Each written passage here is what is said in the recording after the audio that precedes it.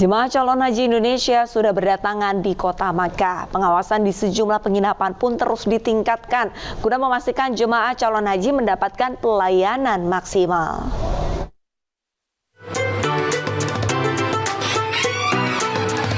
Jemaah calon haji Indonesia sudah berada di kota suci Makkah.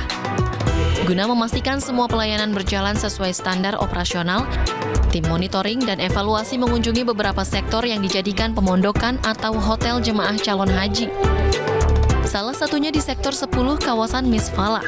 Dari hasil monitoring, tim Monif menilai bahwa pelayanan jemaah haji pada tahun 2023 sudah memenuhi standar operasional.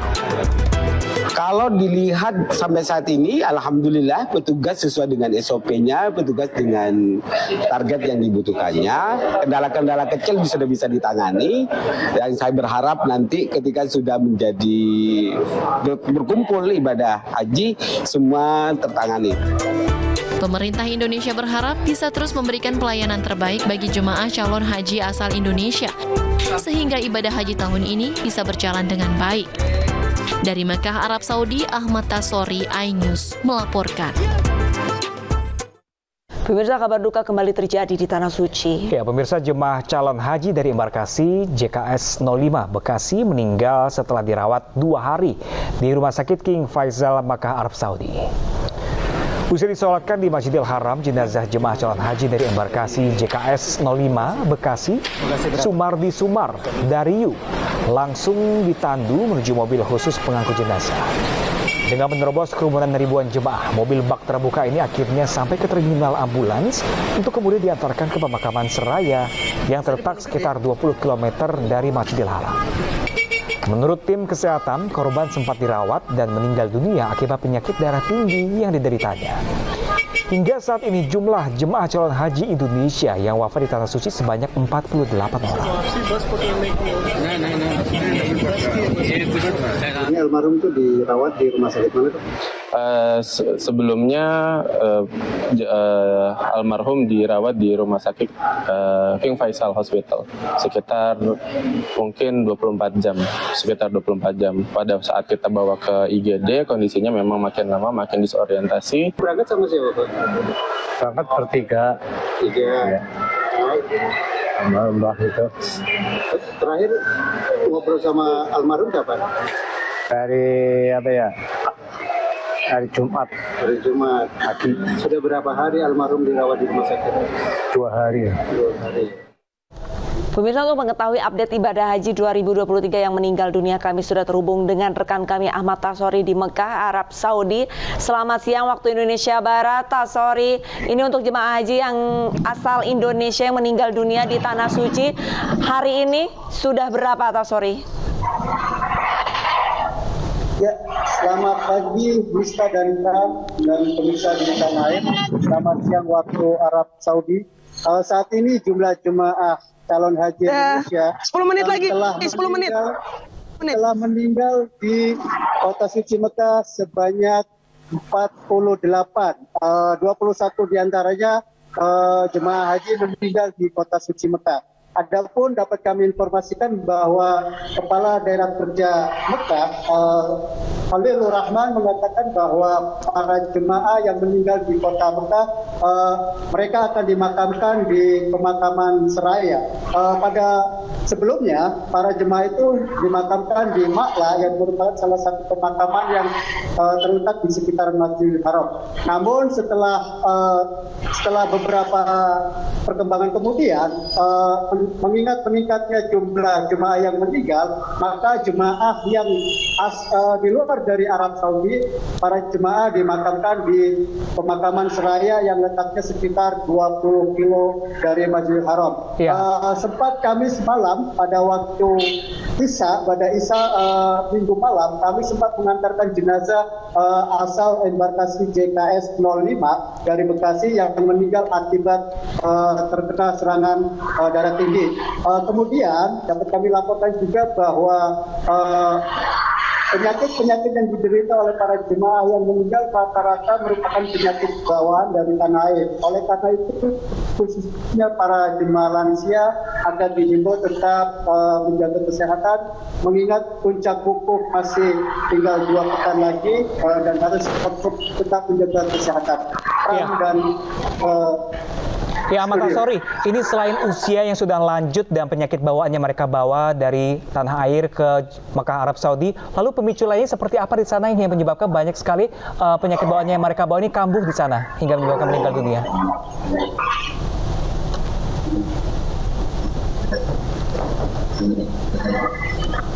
Kan bahwa tawahan dari sebagian dari dokter, pernyataan dari kepala kantor atau klinik kesehatan haji Indonesia yang berada di Mekah, mereka rata-rata jemaah yang meninggal di tanah berusia lanjut. Artinya mereka yang memiliki resiko tinggi, mereka sangat rentan sekali terkena serangan penyakit yang dibawa dari tanah air. Oleh karena itu, selalu petugas panitia penyelenggara ibadah haji selalu menghimbau kepada jemaah lansia yang memiliki resiko tinggi agar tidak sesering mungkin melakukan ibadah yang memberatkan, atau mengingat ibadah haji itu merupakan ibadah fisik dan harus terus dijaga kesehatannya. Begitu, Prof. Baik, terima kasih banyak Ahmad Tasori atas laporannya langsung dari Mekah, Arab Saudi, dan selamat kembali bertugas. Jaga kesehatan, Ahmad Tasori. Pemirsa, pemerintah melalui Kementerian Agama terus berinovasi untuk meningkatkan pelayanan pada penyelenggaraan haji Indonesia. Salah satunya dengan meluncurkan aplikasi Jemaah Lapor Gusmen. Ya, pemirsa, lewat aplikasi Jemaah Lapor Gusmen ini, para jemaah bisa melaporkan keluhan dan permasalahan yang dialami seputar pelayanan haji. Seluruh laporan tersebut akan dimonitor langsung oleh Menteri Agama Yakut Khalil Qaumas. Di aplikasi ini, jemaah haji diminta mengisi biodata dan beberapa poin pertanyaan serta permasalahannya. Oke. Ini kan udah ngecek ya tadi? Sudah. Nah, itu mana jemaah bisa melaporkan secara spesifik. Itu tadi sektor layanannya apa saja. Terus yang kedua, kejadiannya di mana? Kejadiannya di mana? Di Makkah, Madinah, atau nanti di Arafah, Musdalifah, ataupun di Mina. Kemudian di sektor mana secara spesifik, terus kemudian jemaah menyebutkan kloternya sehingga kita bisa merespons secara cepat. Kemudian respon secara cepat itu bisa yang bersifat temporer, kita selesaikan karena dia masalahnya memang tangani cepat, dan kemudian setelah itu masalah selesai, atau masalah itu bisa kita selesaikan secara sistem. Ya, pemirsa, kalau tadi dari Makkah Arab Saudi, dan kita akan berlanjut ke Madinah Arab Saudi untuk menyapa langsung rekan kami, ada Dewi Mutningrum di sana. Halo, assalamualaikum warahmatullahi wabarakatuh, rekan Dewi Mutningrum. Waalaikumsalam warahmatullahi wabarakatuh. Selamat pagi waktu Arab Saudi. Ya, selamat siang waktu Jakarta, Mbak Dewi. Mbak Dewi, ini kami mendapat informasi dari Ahmad Tasori, banyak sekali lansia yang meninggal dunia, itu berjumlah 48 orang. Kalau menurut Anda, beberapa hari sudah menetap di Madinah, apa yang harus diwaspadai untuk gelombang haji berikutnya untuk menuju ke Madinah dan Makkah Arab Saudi? Oke, permasalahan yang dari hari pertama kami di sini sampai dengan 2 pekan adalah antusiasnya jamaah haji Indonesia untuk melakukan ibadah haji. Tentu saja untuk para lansia dan yang memiliki risiko tinggi seperti komorbid, untuk diperhatikan ibadah haji harus dijalankan dengan sangat dapat memilah-milah, seperti jika memang sedang merasakan tidak sehat, yang kesehatan tidak terlalu prima, sebaiknya pada saat melakukan ibadah arba'in ditunda dahulu atau tidak usah sama sekali, karena itu bisa memicu dari rasa kelelahan untuk melaksanakan ibadah haji. Meski ibadah arba'in adalah ibadah yang dilakukan selama 40 waktu secara berturut-turut, tentu saja ini sangat menyita fisik kita gitu, Pram dan Lista. Baik, sementara itu untuk kondisi para jemaah haji di Madinah saat ini sedang apa, Mbak Dewi?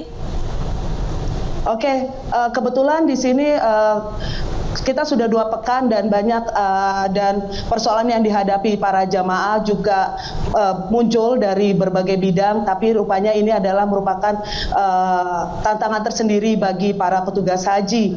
Tentu saja seperti terjadinya miskomunikasi, terjadinya pada masalah catering, akomodasi, dan transportasi.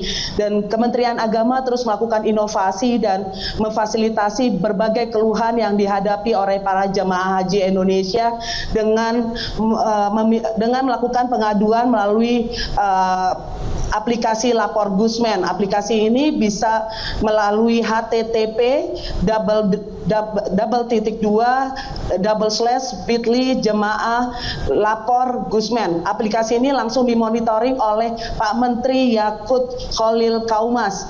Selanjutnya, jemaah haji Indonesia juga tidak akan terima catering selama 3 hari, yaitu pada tanggal 7 Zulhijjah, 14 dan 15 Zulhijjah. Alasan penghentian sementara layanan catering ini karena kondisi Mekah yang akan sangat padat, sehingga kemacetan akan terjadi di mana-mana, sehingga distribusi catering juga akan tertunda. Namun, untuk di luar tanggal 7, 14 dan 15 Zulhijjah, catering tetap akan berjalan normal. Begitu Pram dan Arlista. Baik. Terima kasih banyak Mbak Dewi Mutiningrum langsung dari Madinah, Arab Saudi. Tetap jaga kesehatan Mbak Dewi. Selamat bertugas kembali. Assalamualaikum warahmatullahi wabarakatuh. Pemirsa, berbagai cara dilakukan para jemaah calon haji untuk menandai kopernya agar tidak tertukar. Ya pemirsa, seperti di Subang, Jawa Barat, para jemaah calon haji memasang sendal jepit, boneka hingga cangkir agar kopernya berbeda dengan yang lain.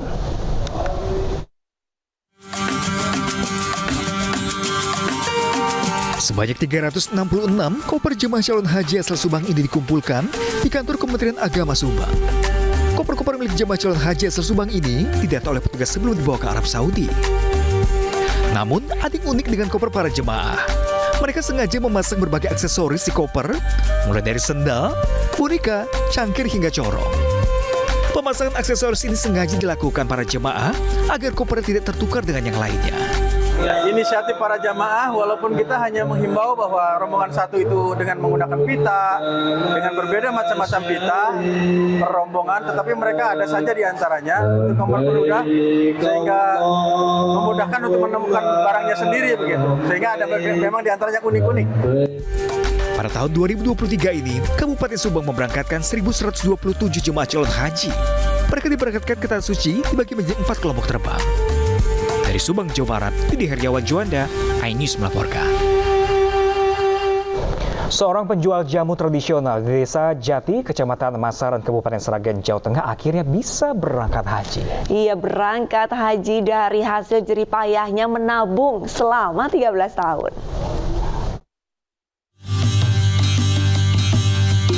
Beginilah keseharian Suparmi, warga Dusu Masaran, Desa Jati, Kecamatan Masaran, Kabupaten Sragen, Jawa Tengah. Di usianya yang sudah 68 tahun, ia nampak masih gesit mengolah kunyit hingga menjadi jamu tradisional yang siap untuk dijajakan. Botol jamu yang sudah terisi penuh itu kemudian dimasukkan ke beronjong berwarna hijau yang telah terpasang di sepedanya. Ia mulai menjajakan jamunya berkeliling desa. Suparmi sudah berjualan jamu sejak putri pertamanya lahir atau sejak tahun 1975. Ia menabung untuk berangkat haji sejak tahun 2010. Setiap harinya ia sisihkan sedikit demi sedikit keuntungan untuk dapat membayar biaya haji. Nabung sedikit-sedikit. Ya. Sejak kapan nabungnya? Nabungnya sejak 2010. 2010. Ya, 2010. Nabungnya tiap hari? Ya, tiap hari. Berapa? Ya kadang-kadang kalau ada rezeki banyak ya 30, ya 25, kalau tidak ada ya 20. Suparmi dijadwalkan berangkat ke Tanah Suci untuk kloter 62 Embarkasi Solo pada hari ini. Dari Sragen, Jawa Tengah, Joko Piroso, iNews melaporkan. Allahumma labbaik, labbaik la syarika laka